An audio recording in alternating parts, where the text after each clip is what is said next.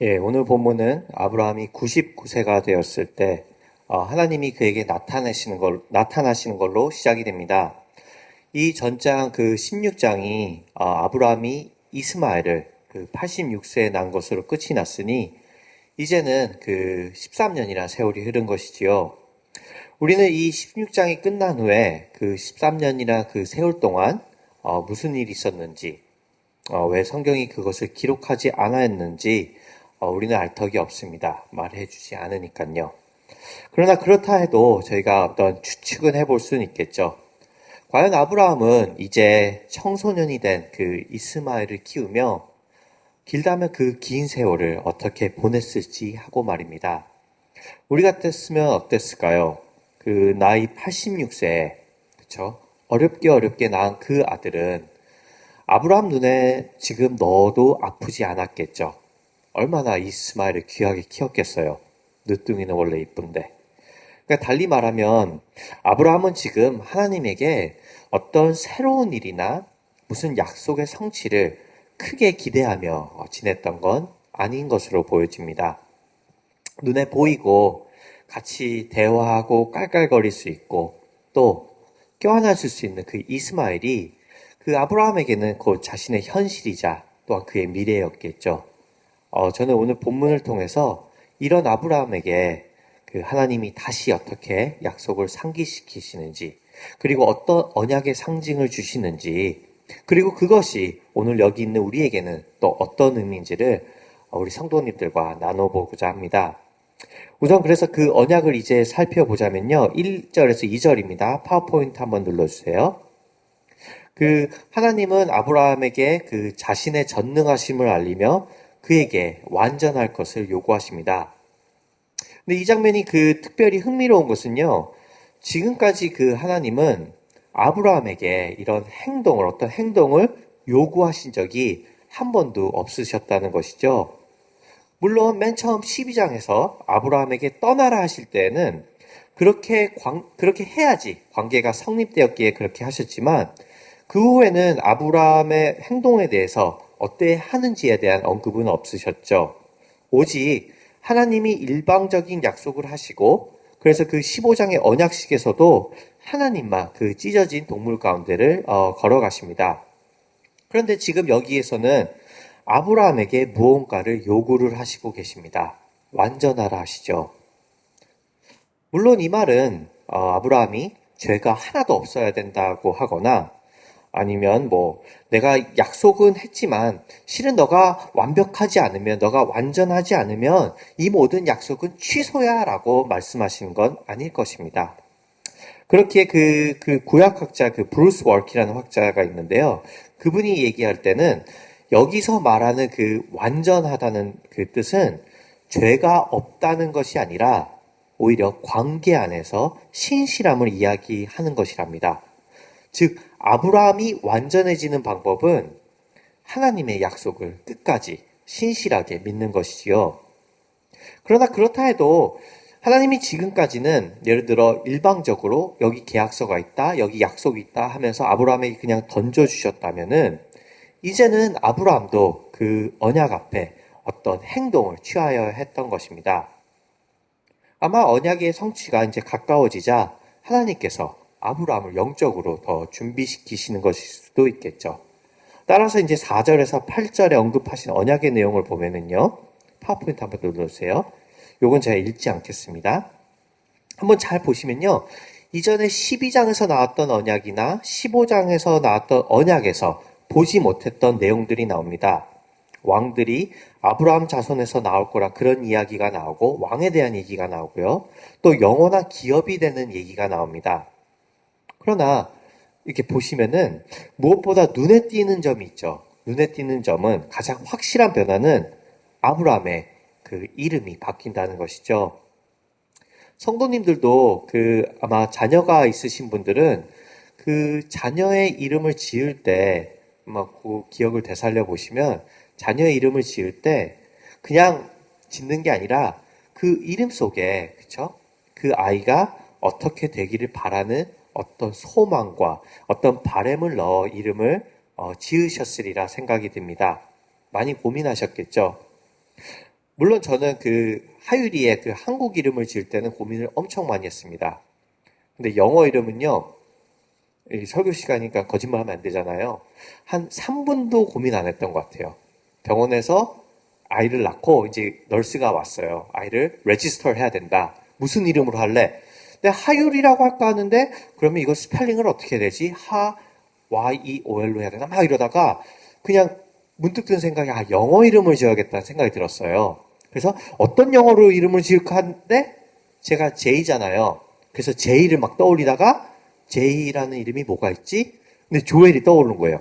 존, 네 글자, 조엘 네 글자, JS, 좋죠? 그래서 그냥 바로 그 자리에서 이제 조엘이라고 진 겁니다. 큰 의미가 없어요.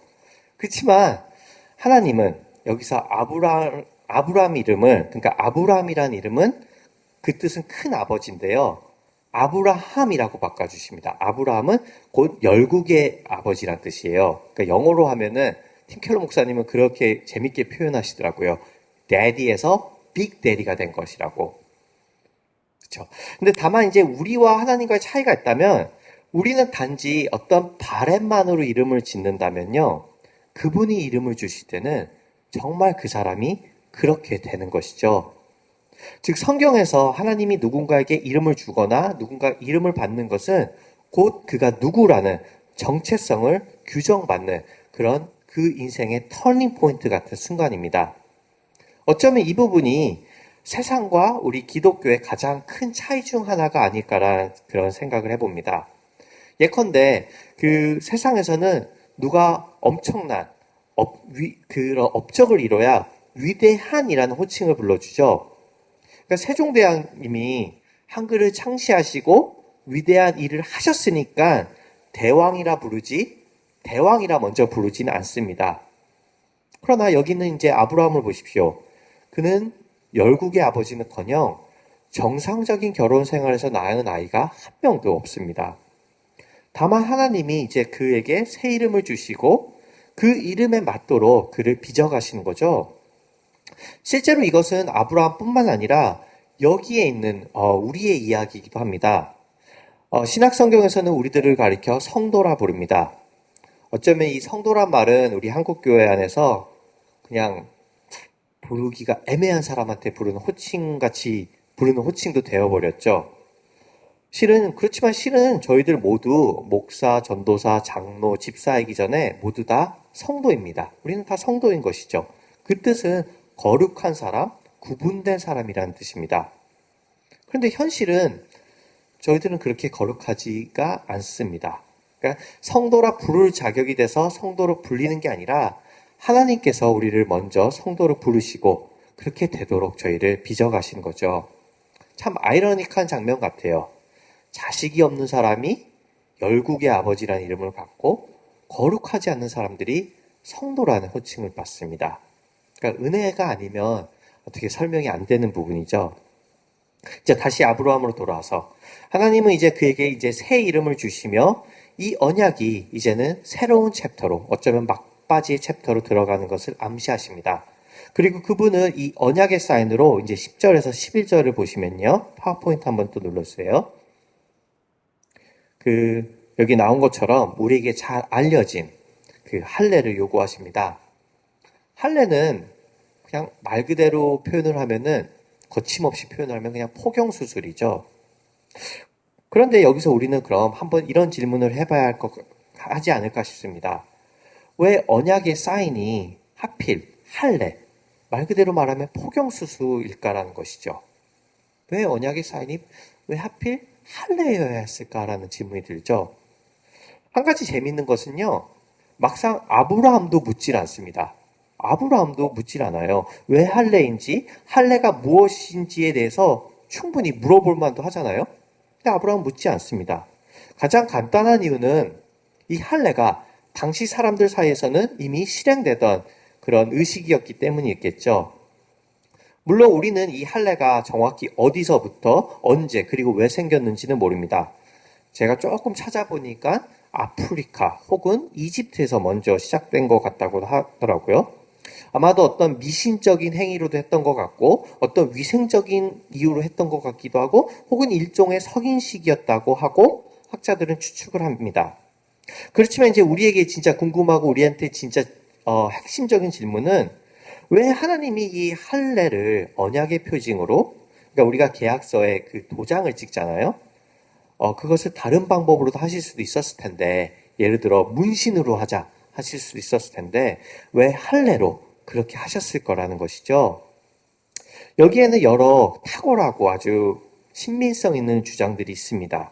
그렇지만 이제 저에게 가장 와닿았고 저에게 가장 컨빈싱했던 주장은 이 학자 앨런 로스라는 그분의 주장이었는데요. 그는 이제 이렇게 얘기합니다. 파워포인트 한 번 더 눌러주세요. 원래 이제 영어가 원문인데요. 제가 구글 트랜슬레이터와 저의 이제 해석을 넣어서 그 통역을 했습니다. 제가 읽어드릴게요. 할례 의식은 언약의 본질에 합당하였다. 이 상징으로 하나님은 그의 백성이 생식하는 행위로 믿음에 참여하게 지시하셨다. 표징은 성적이자 씨앗에 대한 약속이었다. 언약자들은 이를 통해 인간의 본질만으로는 약속의 씨를 생산할 수 없음을, 오직 하나님만이 그들에게 그런 열매 맺음을 허락해 주는 것을 기억했을 것이다. 그러니까 아주 쉽게 말하면 아브라함과 그의 후손들은 이제부터 그 상처가 난 생식기를 볼 때마다, 할례가 엄밀히 말하면 상처이잖아요. 자신들에게 생명을 주는, 모든 생사를 주관하시는 분은 곧 하나님뿐임을 기억하는 것이죠. 따라서 할례는 몸에 새겨진 사인이었습니다. 내가 하나님의 백성이라는 그런 사인 말이죠. 물론 여기서 이제 오해하지 마셔야 할 것은 할례를 받는다 해서 다 자동으로 하나님의 백성이 되는 걸 의미하는 건 아닙니다. 예를 들어 신약 시대에 와서는 더 이상 할례를 받지 않아도 되었습니다. 그렇지만 그 같은 의미로 우리는 세례를 받죠. 그렇죠? 우리는 세례를 받습니다. 그러나 우리가 세례를 받는다 해서 또 다 구원을 받는 건 아닙니다. 그러니까 예를 들어서 예전에 제가 우리 알렉스 집사님하고 이스라엘을 갔었는데요. 거기에 가면은 이제 예수님이 그 세례를 받았다고 그들이 생각하는 그 요단강의 어떤 플레이스가 있어요. 그러면은 그곳은 거의 관광지나 마찬가지예요. 팜트리가 있고 아주 팬시하게 지어놓고, 그래서 이제 관광객들이 가서 자기가 돈을 내면은 세례를 줍니다. 그럼 이제 그 하얀 세마포를 준비해 와서 그럼 관광객들이 그걸 입고 세례자가 그 요단강에 예수님이 세례 받으셨다는 곳에 가서 진짜 물에 담그더라고요. 그리고 나면은 이제 기념 촬영하고 서티피케이션 받고 버스에 가서 자랑합니다.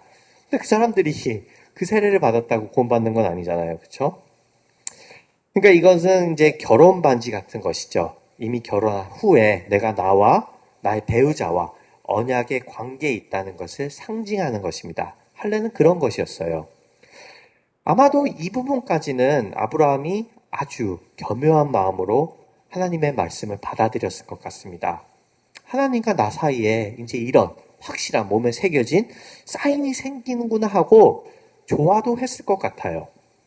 그러나 이어지는 이제 지금부터 이어지는 하나님의 다음 말씀은요. 파워포인트 한번 눌러주세요. 하나님이 또 아브라함에게 이르시되 내 아내 사레는 이름을 사레라 하지 말고 사라라 하라. 내가 그에게 복을 주어 그가 내게 아들을 낳아주게 하며 내가 그에게 복을 주어 그를 여러 민족의 어머니가 되게 하리니 민족의 여러 왕이 그에게서 나리라. 이 말씀은 말 그대로 또 한번 파워포인트 눌러주세요. 아브라함이 엎드려 웃으며 마음속으로 이르되 100세 된 사람이 어찌 자식을 낳을까? 사라는 90세니 어찌 출산하리요 하고. 그러니까 하나님의 이 말씀은 말 그대로 아브라함으로 하여금 웃음이 터지게 합니다.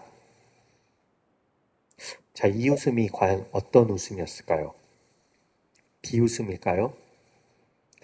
아니면 자신의 처지가 생각나서 나온 헛웃음일까요? 아니면 너무 기뻐서 웃는 웃음일까요? 그래서 저도 궁금하더라고요. 그래서 제가 몇 군데 이제 주석을 좀 찾아보니까 재밌는 게 학자들마다 의견이 조금씩 달라요. 월터 브루그만이랑 같이 아주 유명한 학자는 그 사람은 이건 100% 비웃음이라고 한치의 의심도 하지 않습니다. 그러나 이렇게 헷갈릴 때 가장 좋은 것은 yes and no, 해피 미디움을 선택하는 것이죠. 그래서 대다수의 학자들은요, 물론 이것을 믿음의 웃음이라고 보지는 않지만 그렇다 해서 너무 적나라하게 하나님을 비웃는 건 아니라고 봅니다.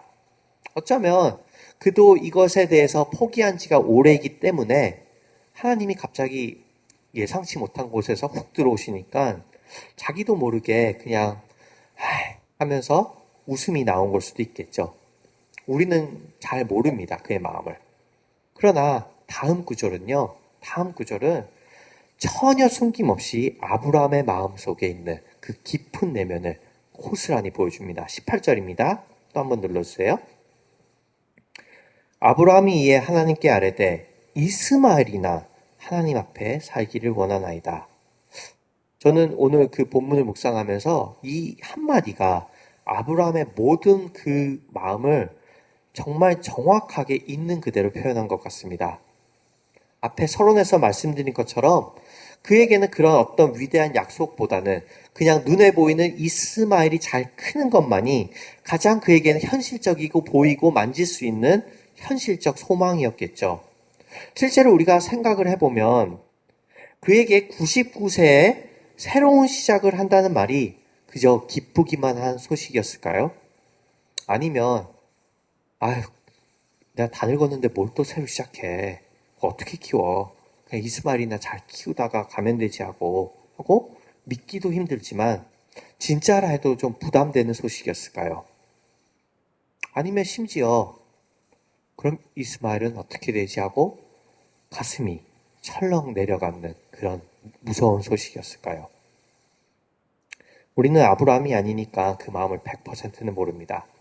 그러나 분명한 것은 그가 이삭을 막 기대하고 있었고 기도하고 있었기 때문에 이 약속이 들리자마자 우와 이제 드디어 그 약속이 이루어지는구나. 우와 올 것이 왔다. 막 사라를 부르고 막 뛸 듯이 기뻐하는 그런 상황은 아니었다는 것이죠. 아브라함은 지금 기뻐하지 않고 있습니다. 원래 기대했으면 기뻐해야 되는 게 정상이잖아요. 여태까지 기다렸는데. 근데 저는 이런 아브라함의 한편으로 보면 이런 시니컬한 모습을 보면서 아브라함에게 다시 한번 깊은 어떤 인간미 혹은 또 동질감을 느낍니다. 우리라도 별로 다르지 않았을 거란 그런 생각이 들기 때문이죠. 물론 우리는 이렇게 대답했을지도 모릅니다. 나는 아브라함처럼 하나님의 약속을 들은 적이 없습니다. 그분은 나에게 나의 이름이 창대케 되고 내가 복의 근원이 되며 내가 민족의 아버지가 될 것이란 약속을 하신 적이 없습니다. 라고요. 근데 정말 그럴까요? 아니죠. 성경에는 우리를 향한 하나님의 약속으로 가득합니다. 그분이 우리를 어떻게 영화롭게 하실지, 우리를 얼마나 복된 존재로 만들어주시며 사랑하시는지, 또 우리에게 나중에는 어떻게 생명의 면류관을 주시고, 우리를 하늘에 앉히시고 그리스도와 더불어 이 땅을 다스리게 하실지, 그런 약속들로 빼백한 것이 성경이죠.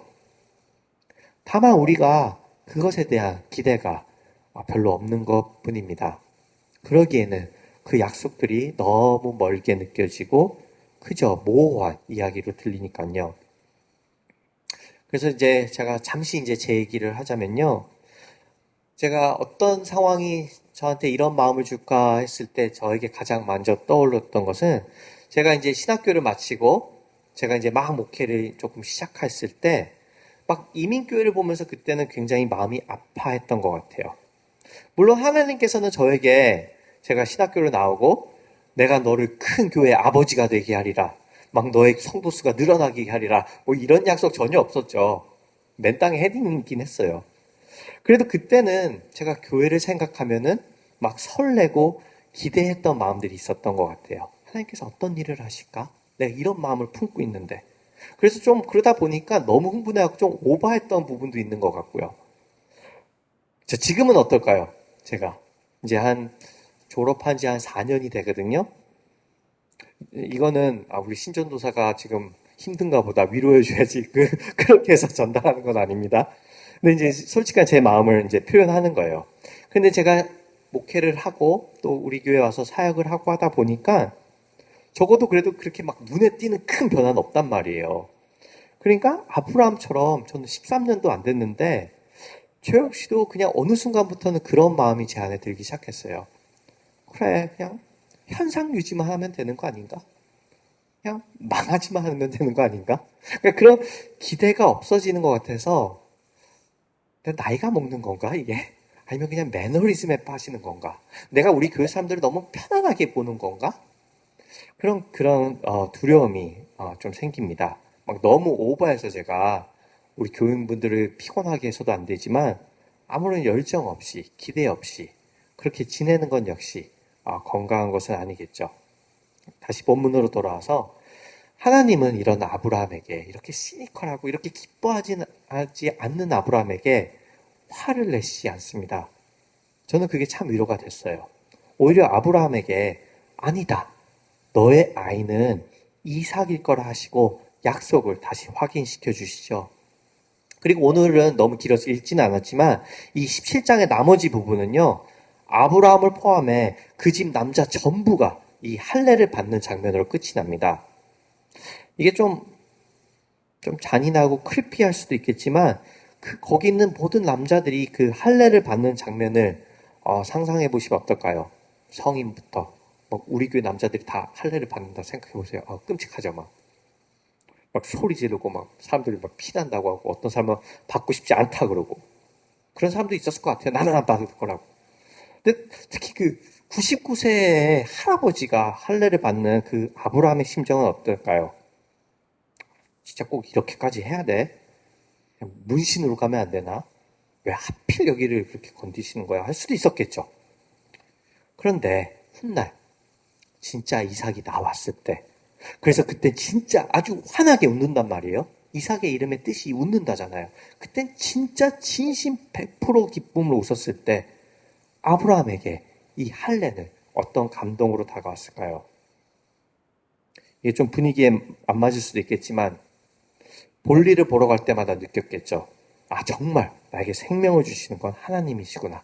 그분은 약속을 정말 지키시는 분이시구나 하고요. 99세에 얻은 영광의 상처입니다. 물론 오늘날 우리는 그 할례를 받지 않기에 이렇게 볼 수 있는 우리 몸에 새겨진 상징은 혹은 상처는 없습니다. 그렇지만 그래도 우리가 볼 수 있는 상처는 있죠. 바로 그리스도의 손에 손과 옆구리에 난 상처입니다. 성도님들 기억하시겠지만 주님이 부활하신 후에 주님의 몸은 육체이긴 하셨어요. 인간의 몸이셨지만 뭔가 신비로운 몸으로 변해 있으셨습니다. 그래서 엠마오로 가는 길에 그 제자들도 주님을 알아보지 못했고 마리아도 알아보지 못했고 제자들은 영이라고 생각했었기도 했었죠. 그리고 요한복음에 보면 막 문이 다 닫혀 있는 제자들이 이제 문이 닫혀 있는 곳에 있는데 예수님이 그곳에 그냥 들어오시기도 하고요. 그런데 그 영광스러운 주님의 몸은 여전히 흉한 상처를 갖고 있었습니다. 도마에게 손에 못자국을 보고 옆구리를 찔러보라 하시죠. 우리는 흉한 상처가 있으면 성형을 해서라도 그 상처를 없앨 텐데 하나님께서는 얼마든지 그 상처를 지우실 수 있음에도 불구하고 고스란히 그 흉한 상처를 남겨두신 것이죠. 영광스러운 그 몸에 어울리지 않게 말입니다. 요한이나 누가가 이것을 기록하지 않았다면 그 누가 신이 상처를 갖고 있다는 이야기를 상상이나 했을까요? 그래서 이 데이빗 매티아스라는 목사님에 따르면 이것이야말로 상처투성인 우리들의 고통을 안다는 그 주님의 몸에 새겨진 증거이자 그분께서 우리를 끝까지 사랑하시며 우리를 그 언약에서 지켜실 거라는 표징이라고 합니다. 우리가 하나님에 대한 약속이 흔들릴 때, 그것이 너무 모호하고 또 너무나 멀게 느껴질 때, 우리는 그리스도의 상처를 바라보며 우리가 하나님의 언약 안에 있음을 다시 한번 확인받는 것이죠. 말씀을 이제 마치려고 합니다. 아브라함과 그의 후손들은 할례를 통해 자신들의 생명이 하나님께로부터 오는 것을 기억하였습니다. 피가 나고 살점이 떨어져 나가고 꽤나 징그러웠겠지만 그것은 그들에게 영광의 상처였겠죠. 반면 여기에 있는 오늘날 우리는 그런 상처가 없습니다. 우리 대신 피를 흘리시고 살점이 떨어나가신 그 주님의 영광의 상처를 통해 우리의 모든 것을 주관하시는 것이 하나님이심을, 그분이 우리에게 하신 그 모든 언약을 지키실 것을 확인받는 것이죠. 그렇기에 우리가 그분 안에서 그 복음 안에서 조금 더 기대감을 안고 살아보는 건 어떨까요? 비록 우리의 삶이 아주 많은 경우는 우리의 뜻대로 되지 않고 눈에 보이고 만질 수 있는 게 정말 이 세상에서 다인 것 같이 느껴지겠지만 그래서 그냥 내 일상이라도 별 탈 없으면은 좋겠다 하고 그냥 하루하루 살아갈 수도 있겠지만 우리에게 더 많은 것을 주시겠다고 진짜 약속을 하신 그분의 그 언약 안에서 우리를 대신해 상처를 받으신 그분을 통해 하나님께서 앞으로 우리에게 하실 일들을 기대하며 우리 교회를 통해 하실 일들을 기대하며 가슴 뛰는 우리들의 그런 남은 일생이 되기를 주님의 이름으로 축원합니다.